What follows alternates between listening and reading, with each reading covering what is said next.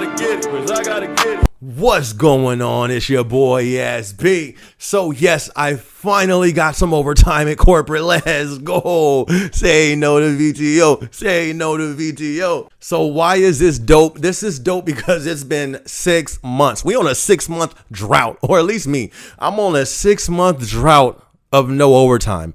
My whole Amazon career has been based off overtime. So for me, this is super dope. Finally getting some overtime. But it's like, whoa, I mean, I don't need it now. It's like as soon as they see me trying to get another second job, they're like, hey, you want some overtime? It's like, nah, I don't need it. I mean, what happened to the last 5 months, sir, when I needed the overtime? Now I got something else. Now I can get the overtime. But I'll take it. So this will be my second overtime day this month. I had an overtime day last week. It was lit. I didn't think I would be able to get another one, but popped up again. I was able to get it. So I will be working my second overtime day finally, 2 weeks in a row too. So that's what I'm talking about. And here's my encouragement to you. If you have a chance during this time to work overtime, do not take no VTO, work some VET if you have that chance to do so. I done told you 100 times, you should know why if you watch any of my videos. This economic situation is not the time for VTO. We saying no to VTO and we taking that VET. And that's actually something that we should try to find out and see how that's going. If you have VET at your building, drop that in the comments below. Let's do a check-in. Or if they're offering VTO at your building, drop that in the comment section as well. Let's kind of see where everybody's building's at, where we're at in this season. So when accepting overtime at corporate, it's way different than from the warehouse. In the warehouse, you got the A to Z app. You get a little a notification, bing, yo, we got these 5 slots open for this day and this time for overtime. You can accept or you just leave it there. Somebody else will pick it up. When it comes to corporate, the way that it works is like you have equipped that's on the computer, everybody's name on your shift, their name is on it, and it has time slots. Then you have a total of how many slots for VET are open. It's really like 4 or 5, maybe max sometimes. And then you got like a list of 30 people that can accept that before you do. And the way they have it is like this person at 9 a.m., this person at 9:15, this person at 9:30, boom, boom, boom, boom, boom, so on, so forth, and so forth. So for the last 6 months, all we've had was on call. We ain't even had no days for overtime. Finally, days where overtime come, I'm always at the bottom of the list. My time don't come up to like 1:15. It's like 20 people above me, and them folks is hungry for some overtime. So by the time it gets to me, I stop checking because it would always be gone by that time. So a few weeks ago, it's like 5 overtime days. I'm like, okay, well, I might have a shot today to finally get some overtime. It's supposed to rotate that little list. My name always be at the bottom of the list. I don't know what's going on, what type of politics, or what type of conspiracy they got going on against SB. But anyways, I was checking it a few weeks ago to accept the overtime that was available. But I have to watch it because if I don't accept it during my time slot, then you miss it. So this was an in-office day. And when I'm in office, it's boring inside the office. Like I said, I don't talk to people. I don't really try to communicate. I just do my job and go home. So as my time's getting closer, I'm tired. I'm sitting there like typing. Eyes is barely open. You know when you get tired, you gotta lift your head up because your eyelids won't lift up any higher. So you gotta lift your head up. I started the day off focused, ready. Just once that day start going by and my overtime getting closer, my letters per minute then slow down. It's like, you feel me? Eyes dropping. You know, that's when you gotta lift that head up. My eyelids was low. I had to like lift it up. It literally got to, I think I fell asleep. I ain't gonna lie. Okay, I didn't fall asleep, but I got into like autopilot mode to where it's like you snap out. It's like, oh snap. It's like, what happened? You know, did anybody see that? You know, I'm looking around. All right, cool. Ain't nobody about to make fun of me. All right, let's keep going. Once I finally snapped back to reality, I was like, oh snaps, overtime. I clicked the overtime thing and it passed me up. I was hot because I was waiting that whole time to accept overtime. It passed me up. If it goes through everybody's time slot and no one accepts it, they give like a free for all just in case if somebody else wants to claim it. And then after that, if no one still accepts those days, then we get mandatory overtime. So that's how it works for us getting mandatory overtime.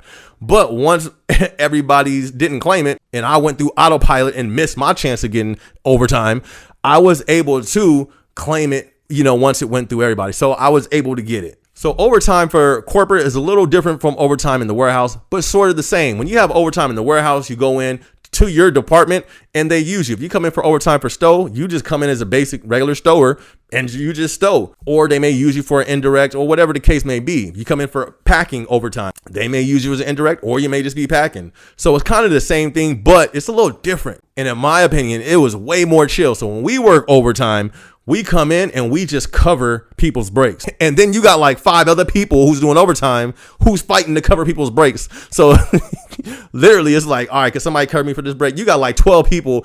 I got you. Like people fighting to cover people's breaks to have something to do. So it's super chill.